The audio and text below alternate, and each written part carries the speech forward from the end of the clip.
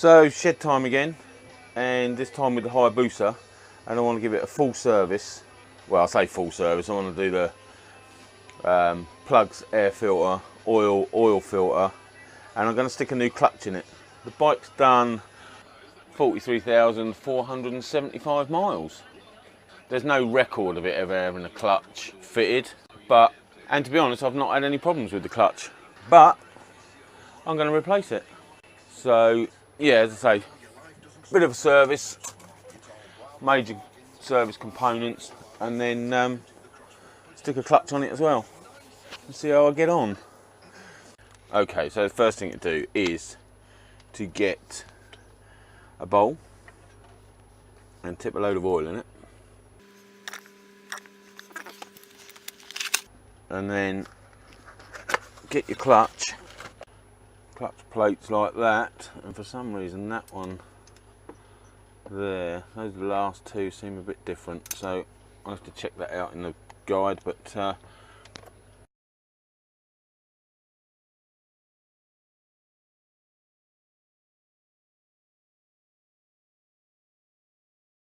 okay, so that's the clutch plates, clutch friction plates in soak. So that will now be left overnight, and that will allow plenty of time for the EBC CK series heavy duty original equipment quality clutch plate set to absorb, for the cork to absorb the oil, so you're not putting in the clutch dry. Okay, that's in soak. So next thing for me to do is to take the seat off, raise the tank, and then start stripping out the air filter box to get to the plugs. So that bit's easy enough. Unlock your rear seat or hump, take that out of the way, and then screw Allen bolt either side of the seat, take them out, which I think is a 6mm hex, and then that's your seat off. I'll just put these back in so I know where they are, and then it's the two at the front there, which look to be about that size. That's wrong. What's that? 4mm hex.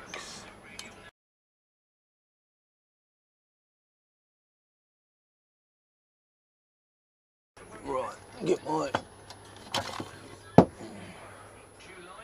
tank stay. Should actually have one underneath the seat. I don't think it goes up as far. Then lift your tank.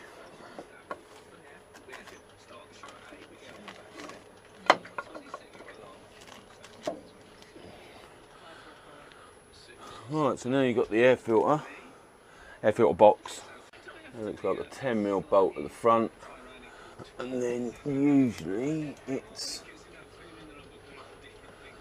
probably can't see it, this where it connects the boots onto the throttle bodies.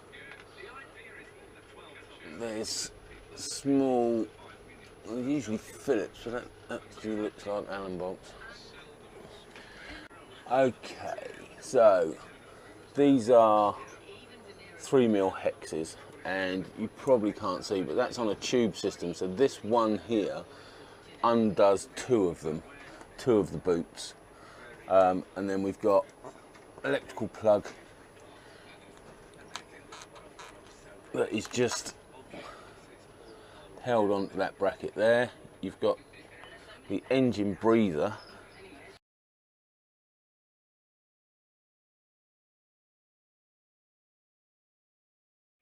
right, so pull your clip down and then you should be able to, I made that sound easy, didn't I? Screwdriver. There we go. So that's your engine breather. take that out of the way. And then there's another pipe the other side. I think that is it this side. As I say, this is a 3mm hex. So that's undone. That should be loose. I want that 10mm at the front. If it is 10mm. It is 10mm.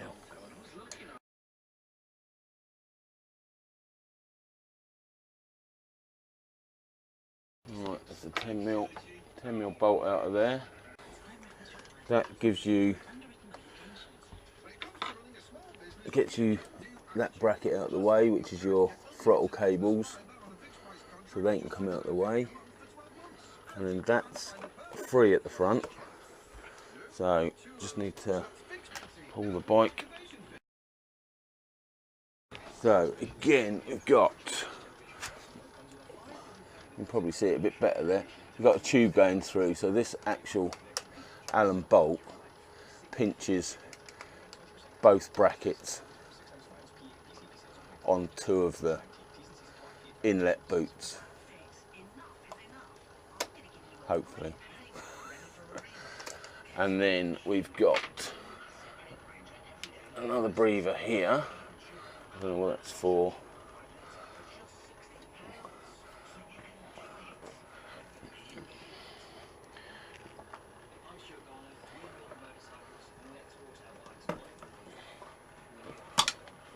So that one off, and then you've got an electrical connection there, which will probably be easier once the filter's up a bit.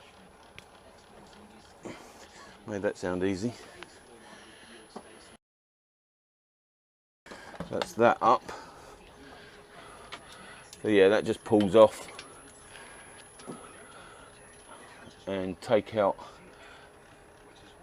any spiders you might find, because you don't need them. And then there's the electrical connector there. It comes off like that. So now we should be free.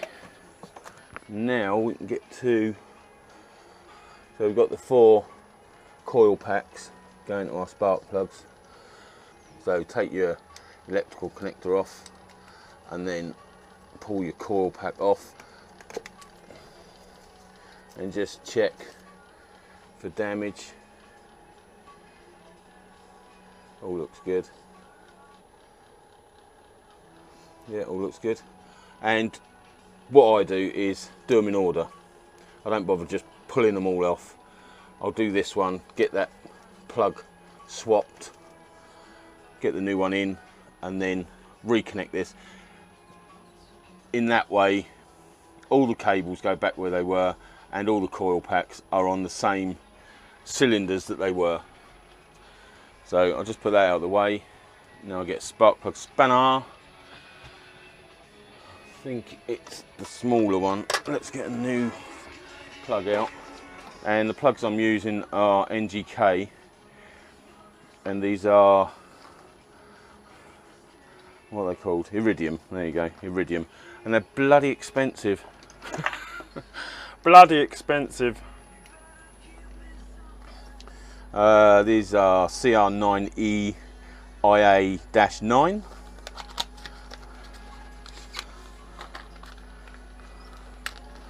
And I believe with irridium plugs, you don't have to gap them.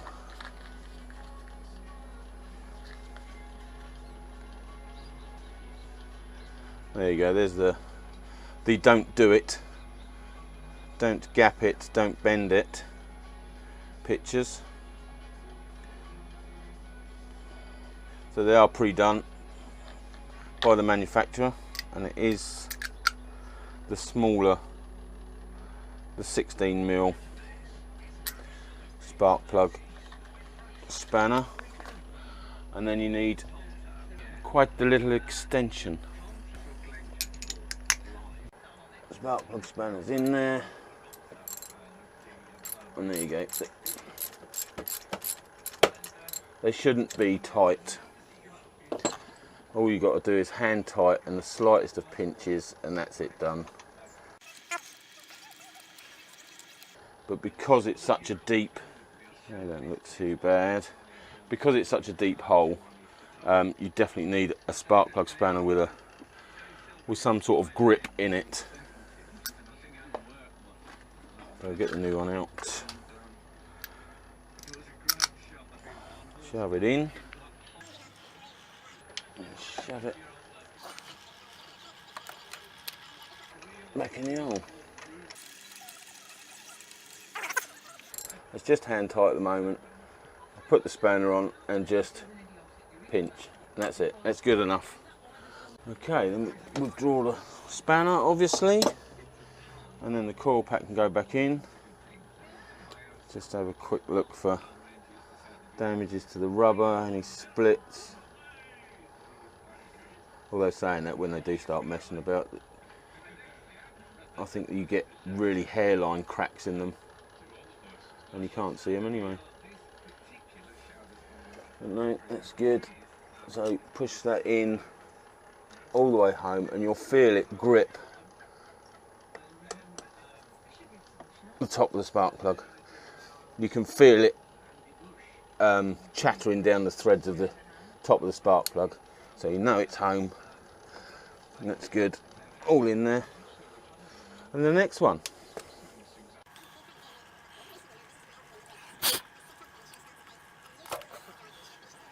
There you go.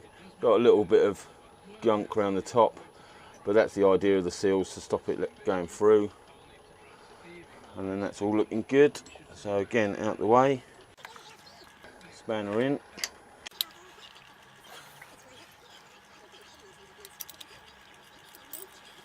There you go. Absolutely no effort whatsoever. Can't do it. Again, out we come. Same coloration and everything as the last one. They probably don't need doing. The only... Oh, you don't want to drop it. That'd be ridiculous. What an asshole. Plug number 2. Let's just put it in the spanner. Down in the hole. Spin it in. And then a slight pinch.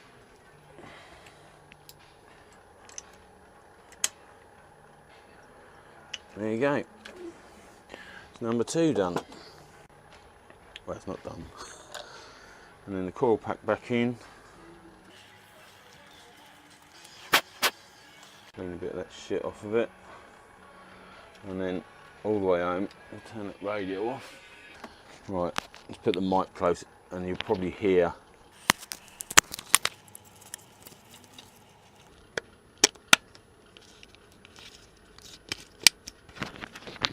so I don't know whether you got that, but that's the noise. You can actually feel it going down, being pushed down onto the threads at the top of the spark plug. Just chatters down, the connection just chatters down the threads until you obviously can't push it no more. Okay, so number 3, again, pull your electrical connector off, pull the plug, coil pack out, give it a quick check over, all looks good.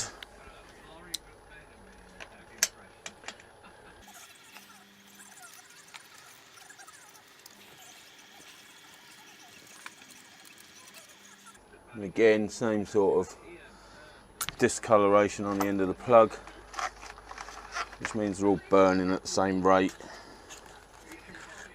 Good coloration, so I'm happy with that. New plug in.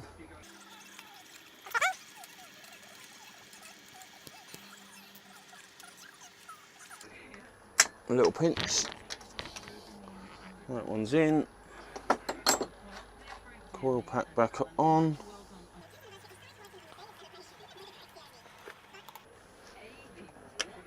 There you go, all the way home. electrical connector click back on. And then number 4.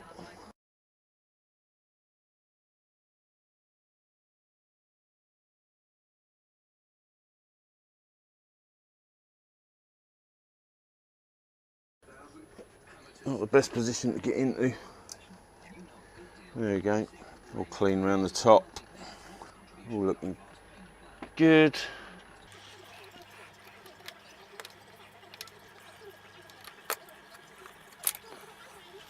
Not the easiest of ones to get to for some reason. I think because you've got the cam chain the other side.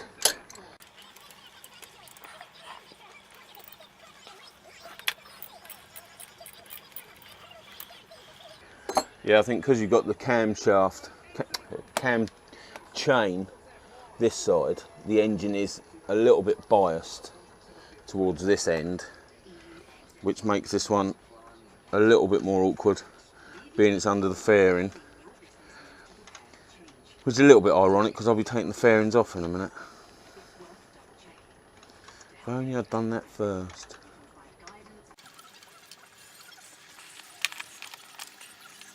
There we go, same sort of colouring, discoloration as the rest of them. So either they're all alright.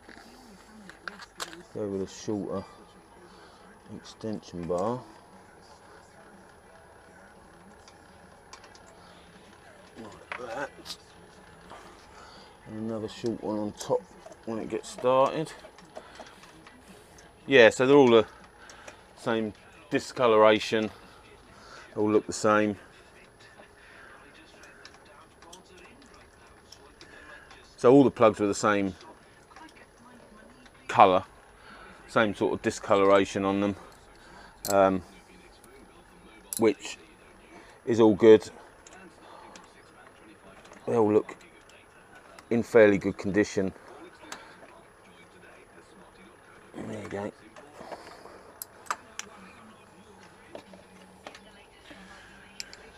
So there you go, they're all the same discoloration on the ends. There's no fracturing of the cores or anything. All looking good, nothing burnt down. So to me the bike's running good, or else it would start messing them about. All clean, tidy, no wetness on them or anything. So I'm quite happy with that. So all good, all the same sort of colour, which to me suggests they're all okay. Or the opposite might be true. They might all be knackered. Get the plug back on. Right, so that's the plugs done.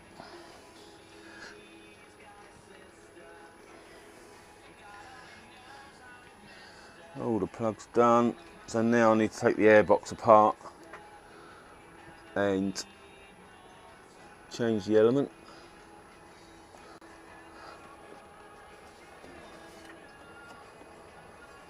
Oh, where was you? It's another. Why was that shoved up there?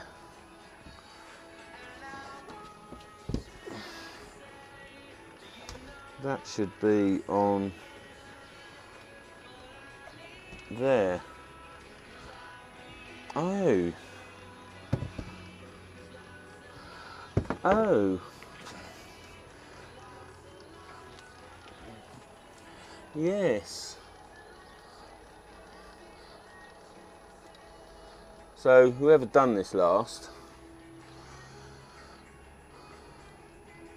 didn't reconnect this pipe here for some reason. Whether they just forgot about it and it's been crushed into the air intake, sorry. It's all in one piece. I think we're all good. But whatever that is meant to do, it probably isn't doing it. Not efficiently anyway. Right. The last people to service it were Alf's, but I think that was just an oil and filter change. So I don't think they've had that apart. I mean, it's quite easily done, you know, if you're doing the plugs and someone's pushed that out of the way, all they've done is stuff that up there and it's been crushed. So,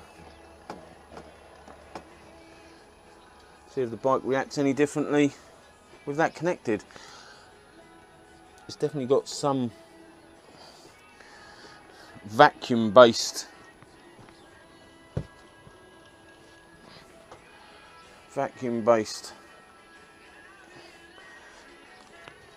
job.